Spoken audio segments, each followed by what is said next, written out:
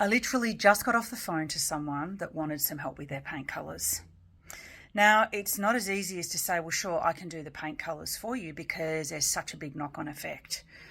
How does it meet up with your cabinetry, your tiles, other materials in the space? It's not just let me choose a white or let me choose a colour that I think is going to be great in the space. It's about how it actually meets all the other materials in the space.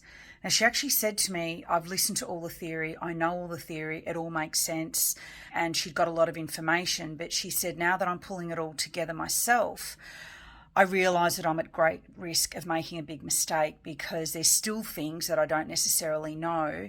But the most important thing she said actually was, I've listened to all the theory and I've got all the theory and it makes sense. But when it actually comes to executing the theory, that's when it gets really complicated.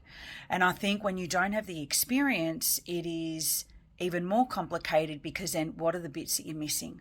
What are the things that may not be in the podcast that you hear or the online courses that you've done? What are the things that are not necessarily really clear or they've not been expressly outlined that you may be missing? And that's where it actually gets really tricky when you're doing things on your own without the guidance of someone that can help you. It's what is going to make or break this whole project.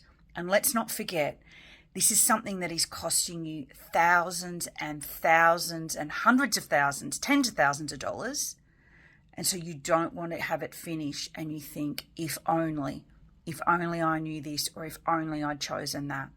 And that's why the investment with an interior designer can actually be the best investment you'll make, because you've got that reassurance knowing that the right decisions are being made so that when it is completed, there are no regrets in the decision. You've had someone walk with you the whole way.